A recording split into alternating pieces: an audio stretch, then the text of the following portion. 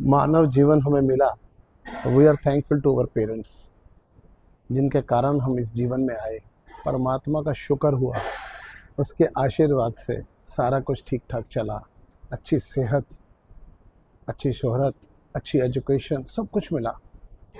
आए तो थे इस जीवन के अंदर 84 लाख योनियों के बाद कि मनुष्य जीवन में जाके परमात्मा की आराधना करेंगे, परमात्मा का शुक्र करेंगे। गिले शिकवे, मेरे साथ वाला मेरे से आगे क्यों, शुक्राना कब आएगा।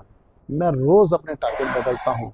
मैंने अपनी ज़िंदगी को आकलन करना ऐसा शुरू कर दिया कि पहले होता था किरदार से दोस्ती, रिश्तेदारियाँ निभती थी, खिंच होती थी।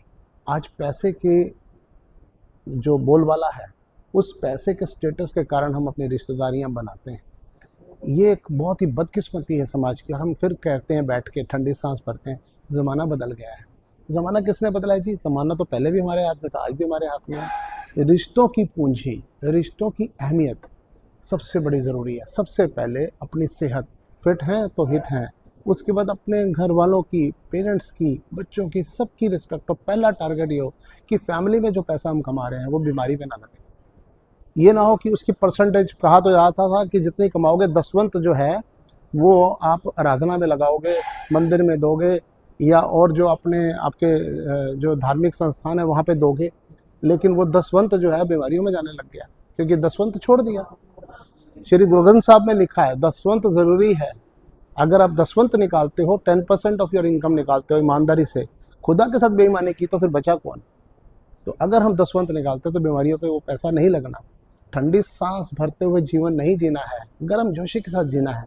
फिट है तो हिट है। अगर मेरा जो तन है, जो मेरे परमात्मा ने दिया, ये उसकी अमानत है।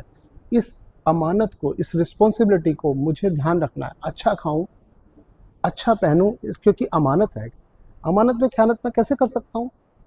तो उस रूप में मेरा तन तंदुरुस्त रही, मेरी जिम्मेवारी है। मेरा मन बेचैन ना हो, मैं शुक्राने में बिताऊं। हमेशा सोचता रहता हूँ। नेगेटिविटी के अलावा तो कुछ भी नहीं है इंसान के पास।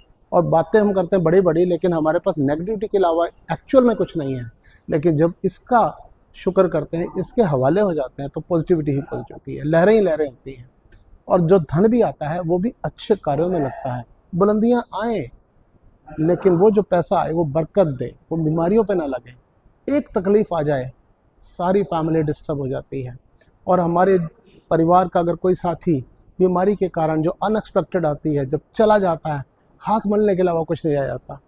जितना मर्जी पैसा लगाता है ना, पैसा कमाने के लिए सेहत खराब की, और सेहत ठीक करने के लिए पैसा खराब किया, ज़िंदगी तमाम हो गई।